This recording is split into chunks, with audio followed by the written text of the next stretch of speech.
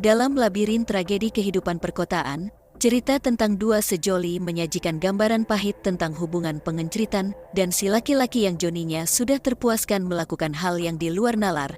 Bagaimana kisah ini bermula dan apa motif sebenarnya? Yuk kita bahas.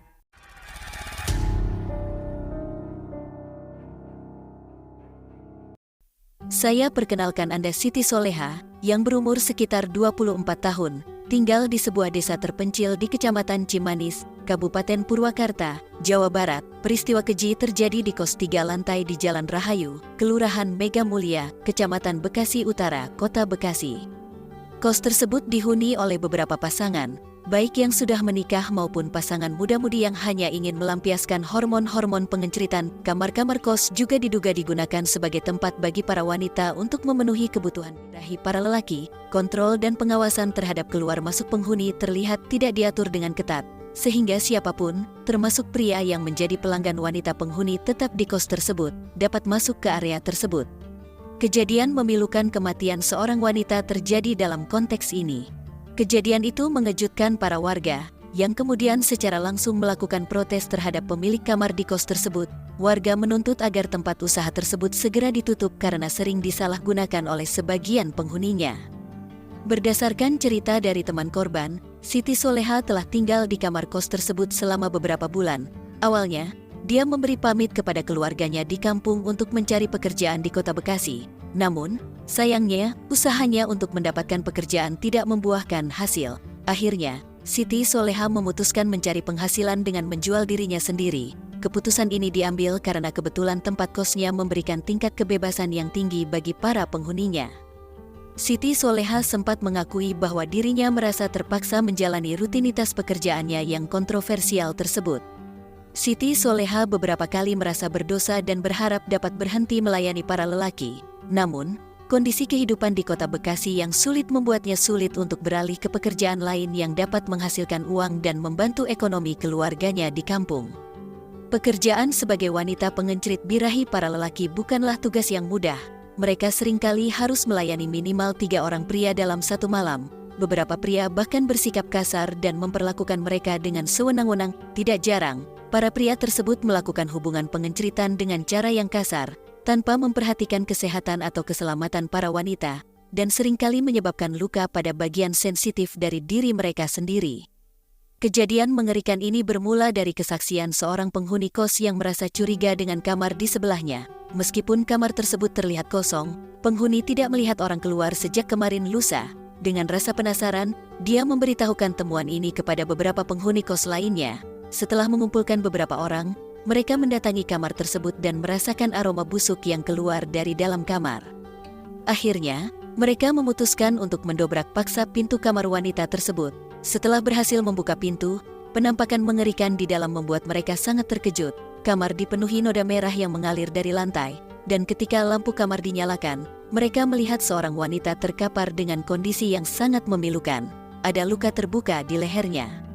Salah satu penghuni kamar segera melapor ke kantor polisi setelah menyaksikan kejadian tersebut. Pihak kepolisian tidak bisa mempercayai betapa memilukannya kejadian ini. Setelah menunggu beberapa jam, petugas kepolisian tiba di lokasi indekos korban. Mereka langsung mengamankan tempat tersebut dan membawa tubuh wanita untuk dilakukan penyelidikan lebih lanjut.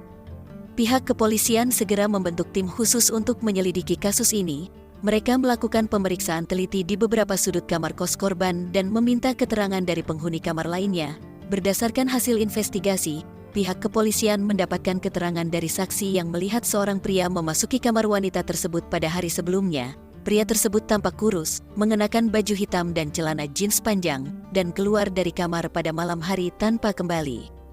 Dari beberapa keterangan saksi, pihak kepolisian memperdalam penyelidikan dan menemukan bahwa pada hari kejadian, seorang pria yang disebut Bayu Bani Abdal datang ke kantor polisi di Kota Bekasi untuk menyerahkan diri. Bayu Bani Abdal mengakui semua perbuatannya terhadap wanita tersebut. Dia menjelaskan bahwa tidak memiliki hubungan apapun dengan korban dan baru bertemu beberapa hari sebelum kejadian. Bayu, yang bekerja sebagai operator mesin di kawasan Bekasi Timur, mengaku merasa tidak tenang dan mengalami gangguan psikologis setelah mengakhiri nyawa korban. meskipun Bayu menyatakan bahwa tindakannya tidak direncanakan dan dia tidak bermaksud menghabisi korban, dia mengakui secara bertanggung jawab terkait kejadian keji tersebut. Bayu Bani Apdal menceritakan bahwa bisikan setan menjadi pendorong utama di balik semua perbuatannya. Saat memberikan keterangan kepada petugas kepolisian, Bayu menjelaskan kronologis lengkap kejadian keji tersebut. Singkat cerita, Bayu merasakan dorongan birahi yang sangat kuat. Pada saat itu, dia menonton beberapa film pengenceritan, namun birahinya terus meningkat dan dia merasa membutuhkan kehangatan dari seorang wanita. Bayu kemudian membuka aplikasi micet dan mengirimkan pesan ajakan kepada beberapa pengguna aplikasi tersebut. Siti Soleha merespons pesan dari Bayu, dan mereka langsung melakukan negosiasi mengenai aktivitas pengenceritan. Bayu berhasil meyakinkan Siti Soleha dengan tawaran senilai Rp400.000 dan memintanya untuk menemaninya selama 1 jam. Penawaran dari Bayu diterima oleh Siti Soleha, dan dia meminta Bayu untuk datang langsung ke tempat kos. Saat itu, Siti Soleha segera memberitahukan letak kamarnya dan meminta Bayu untuk segera datang. Bayu, yang tidak bisa menahan joninya yang sudah meronta-ronta, segera mengendarai sepeda motor menuju lokasi yang ditentukan. Meskipun Bayu sebenarnya tidak memiliki cukup uang untuk membayar layanan tersebut, namun dengan tekad yang kuat, ia memutuskan untuk tetap menemuinya. Setelah tiba di sekitar kos, Bayu diinstruksikan untuk naik ke lantai atas dan menuju ke kamar yang berada di ujung kanan. Begitu masuk ke dalam kamar, Siti Soleha terlihat mengenakan pakaian yang sedikit terbuka, memancing berdirinya Joni Bayu.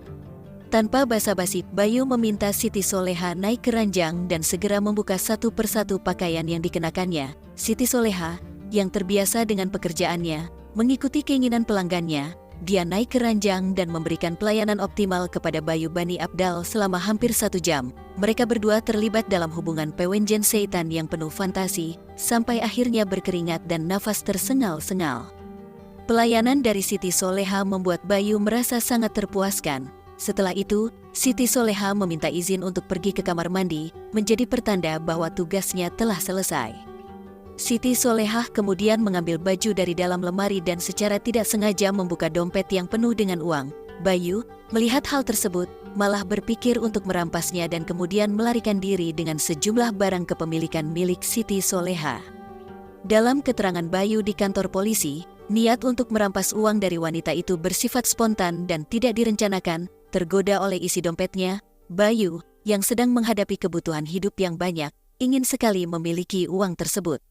Setelah Siti Soleha keluar dari kamar mandi, dia melihat Bayu sedang mengacak-acak kamarnya. Siti Soleha langsung berteriak dan memarahinya dengan keras.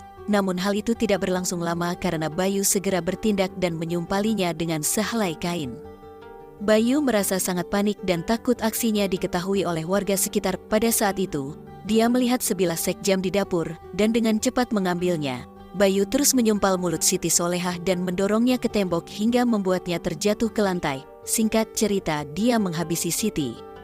Siti Soleha sebenarnya berusaha melawan, menggerakkan seluruh badannya secara paksa untuk melepaskan cengkraman Bayu dari tubuhnya. Namun, setelah merasakan rasa sakit yang tak tertahankan, dia kemudian menggigit tangan Bayu dengan sangat kuat. Sayangnya, bercak merah yang keluar dari leher dan perutnya membuat Siti Soleha tidak bisa menahan rasa sakit itu. Beberapa detik kemudian, Siti Soleha harus menghembuskan nafas terakhirnya dalam cara yang keji dan tidak pernah dia bayangkan sebelumnya. Setelah menyadari bahwa Siti Soleha sudah tidak bernyawa, Bayu mengambil beberapa barang berharga miliknya sebelum melarikan diri. Dia bahkan sempat ke kamar mandi untuk menghilangkan noda merah di tubuhnya. Beberapa jam kemudian, Bayu mendapat kabar bahwa warga berhasil menemukan tubuh korban. Saat itu, Bayu merasa sangat tidak tenang dan dihantui oleh rasa bersalah yang sangat mendalam. Bayu kemudian menyerahkan dirinya ke kantor polisi dan bersedia mempertanggungjawabkan semua perbuatannya terhadap korban. Bayu Bani Apdal kemudian divonis hukuman penjara selama 15 tahun. Cerita ini menyampaikan pesan tentang kesulitan ekonomi yang mendorong seseorang ke jalur sulit, dampak negatif tindakan impulsif, dan konsekuensi memilukan dari perbuatan tanpa pertimbangan, menyadarkan kita akan kompleksitas kehidupan perkotaan dan pentingnya bertanggung jawab terhadap tindakan kita, agar tidak menimbulkan akibat yang merugikan. Bagaimana pendapat kalian? Siapakah yang paling bersalah di cerita ini? Silahkan komen di bawah, serta jangan lupa like dan subscribe.